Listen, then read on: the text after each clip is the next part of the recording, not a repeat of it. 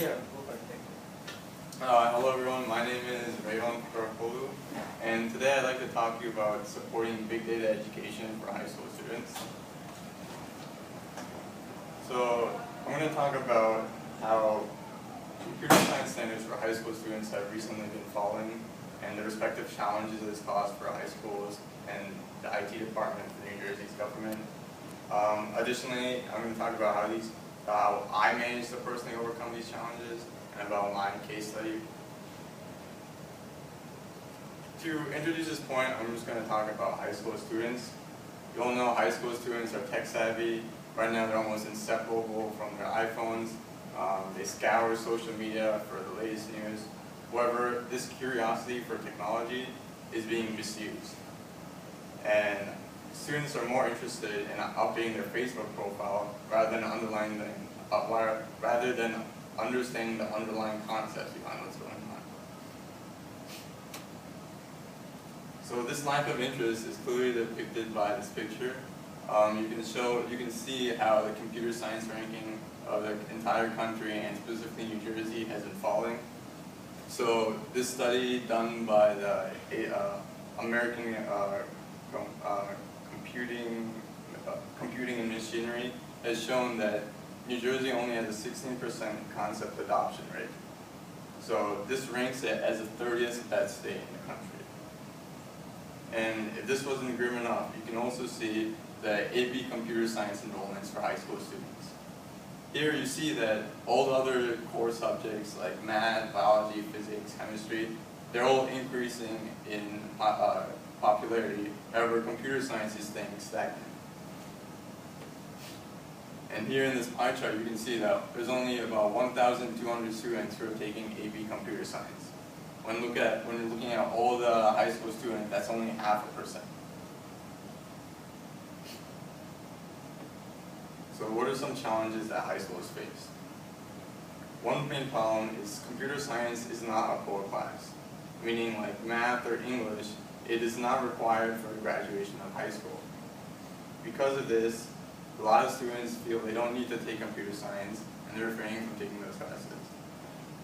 And another reason is computer science is taught based on existing technologies. Meaning if I was interested in mobile development, those classes are not being taught. Rather you're learning something outdated, like maybe like some old information, such as Python or just natural languages, instead of something that's readily applicable today. Additionally, the opportunity to tackle real problems is missing in my everyday curriculum. And to do this, I have to go outside of school and take my own classes to learn how. Additionally, the state IT department faces an equally ominous future. For example, a recent project worth $118 million failed and all this money was wasted. The government faces dwindling budgets and has a shortage of competent employees to solve these type of projects. And with the future changing with more advanced technologies, these workers are unable to adapt.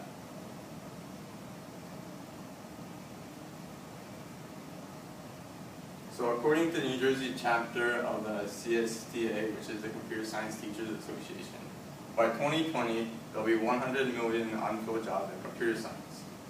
This is equivalent to a $500 billion opportunity. And if you look at the graph there, you can see that the number of jobs, which is that green bar, in comparison to the number of degrees given for that subject, there's a huge difference between those two. And the reason for this is not because New Jersey's lack of awareness for big data, as you can see through these bills, but it's because New Jersey is not implementing what those bills are saying.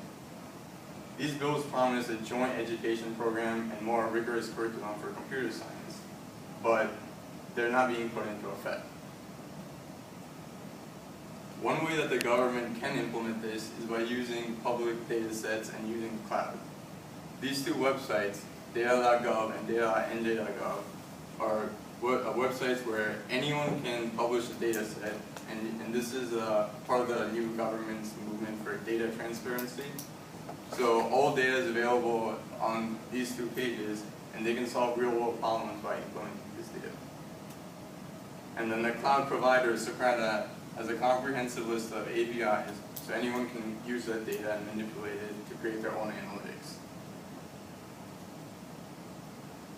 So now I'm just going to talk a little bit about myself. During freshman year, I took Intro to Computer Science, and I instantly fell in love with programming. In sophomore year, I was able to continue my learning by taking AP Computer Science. And as a hobby, I picked up Android development. However, after that, there was no more computer science classes available at my school.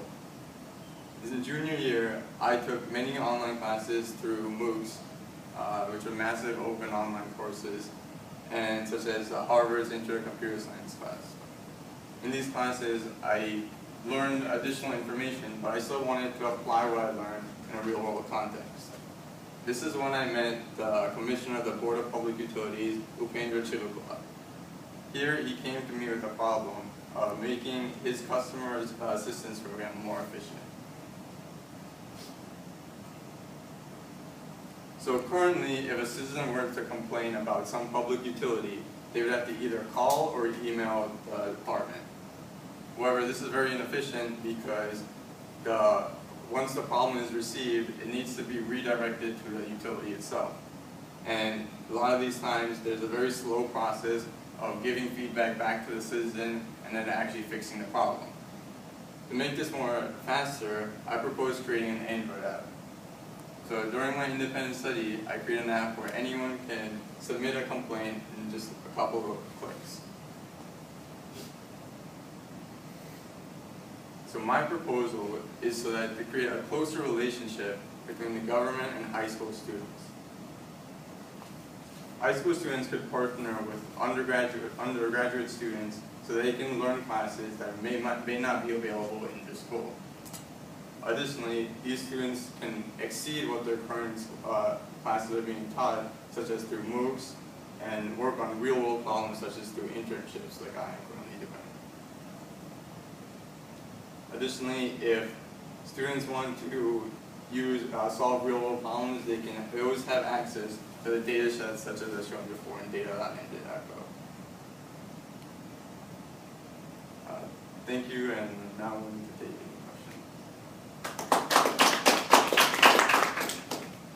I have a question, it's not a little orthogonal to this one. So, can you learn some basic computer science courses through Khan's Academy, etc.? Are there online resources through which you could have learned probably CS1 and 2 that you took in the freshman year? Could you learn it outside? I just don't know about it. If you know about yes, you could learn computer science through Khan Academy and those other like MOOC websites like Coursera and EDX. Right. But they're not as comprehensive as a high school level, and they won't give like the feedback like a teacher would give you. So it's still important to have like some like mentor. If you have a teacher or some undergrad student helping you, you can be more personalized to the student. But if you enroll into certificate type of things, then they get credits, and they are reasonably cheap. That's what I was saying. Most of them are even free. Right. But the problem is, high schools and high schoolers are not accepting that credit as a class. So you will receive a certificate, but you might not necessarily receive credit for the class. Right, I see. I think one more big problem is a lot of the public schools. They don't have the people who can come out and who really understand technology and what's happening out there. And that may be one reason why we have some kind of gap between, what they are able to offer to the students. Yeah. And sorry, go ahead. So that's what I was trying to say before, like saying how teachers, not necessarily saying like outdated information. What I meant by that was that they're not keeping up with the latest technology that interests the students. Correct. So everyone's using their smartphones, but we're not being taught how to create mobile apps. Okay. So because of that, there's a little gap between students' interests and what they're being taught in school. Yeah, and my question to you is how are you thinking we can close that gap, So my understanding is students who are doing this research in college, such as through these various universities, they would have a better understanding of the latest technology than the teachers. Mm-hmm. So it would be beneficial for them to come back and maybe once a week as a community service get these students interested in those subjects and teach a little bit about what they're like.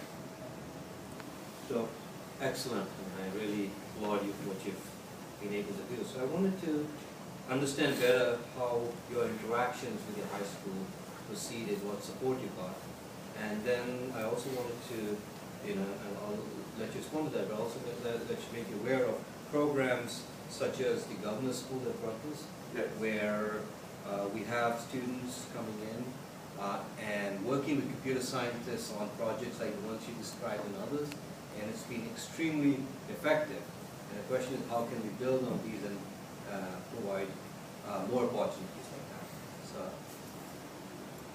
Okay, so after I finished AP Computer Science, I followed up with an independent study. So my teacher was very supporting of what I was doing and allowed me to have a full free class where I could learn anything I wanted to do. So during that time, I would learn whatever class I took on those. so you got credit for the special problem? I would receive credit for just taking a class, but it was almost counted as a study hall. Meaning that I received credit as in I completed a class, but I was not receiving, like, it was not coming up as a fully listed course. And then, what was your second question? No, that's fine. Thank you. Governor school. Pardon? Governor school. I just wanted to make you aware. Yeah. It looks like you already Yeah. know about it, Yeah. but I think that's it. But clearly, I mean, we can talk offline, but if there are other ways where both courses or opportunities at universities such as Rutgers can help, I think we'd be happy to have that conversation with you or with your teachers. Yeah, one of the proposal he's making is a year-long study. Somebody from graduate students or PhD students can work as a teaching assistants by adapting certain schools. Let's start a pilot study or something, picking some. Governor's program is only limited in the summer of 3-4 weeks. Now that doesn't help. I mean, the computer science has to be 4-year-long education in the high school rather than just 1 year or 2 years. And that too, after this AP computer science, if they can do work on real world projects that affects them and the community, then they fall in love with those. I think that's an excellent point. I think part was also what you said, that what is the mechanism to provide incentives to the students to do that, credit, right? And that's a big part of it, is working with the schools to develop that, right? I think would be great. Thank you for taking the initiative. It's very impressive. Thank you.